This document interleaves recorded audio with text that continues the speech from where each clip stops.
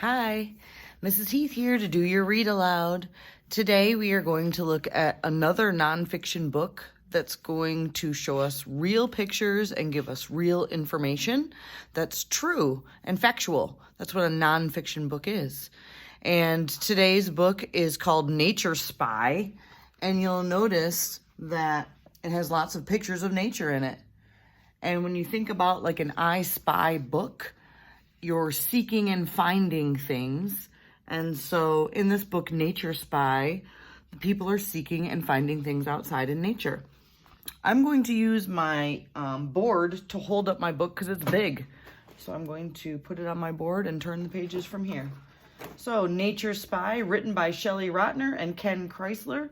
The photographs, which are real photographs from a camera, are from Shelley Rotner.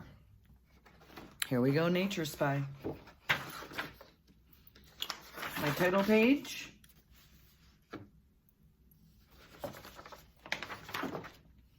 Ooh, I see a little leaf right here.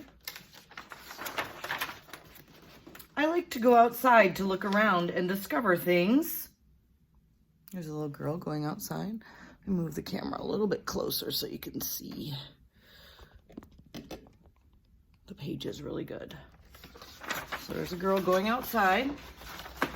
I take a look really close, and then I look even closer and closer.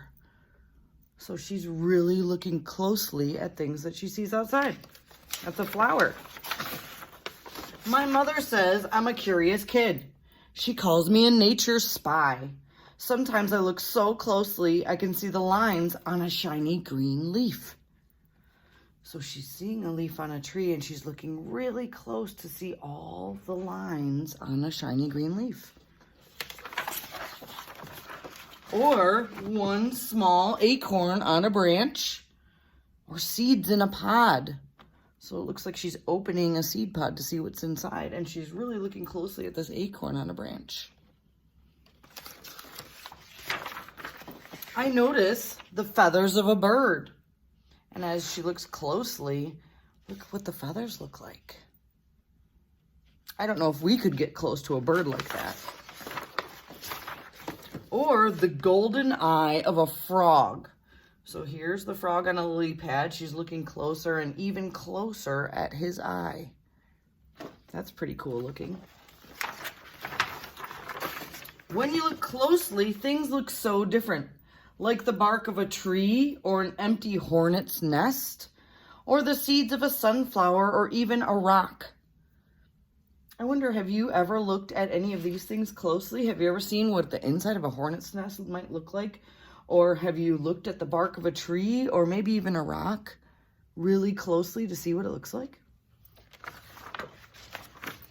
Sometimes there's a pattern, like ice on a frozen pond. Ooh, that's a cool pattern. Or a spider's web, or a butterfly's wing. Have you ever looked really closely at any of these things? Have you seen ice make patterns like that? Or have you seen the butterfly's wing? Or even a spider web has a pattern. Everything has its own shape and color. Ooh, maybe you've seen some of these recently. And size. Have you seen little or big pumpkins? I like how they're really looking closely at the pumpkin skin here to see that it has texture and it's not just orange color. Look closely at a turtle's shell. Here's a really close-up picture of it. Wow, you can see the colors on the shell. You can see the patterns that it makes. Or a dog's fur. Have you ever looked at your animal's fur really closely?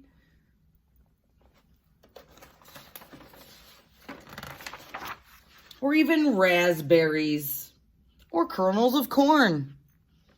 Wow, that's really close up. You can see that the kernels are a little bit different colored.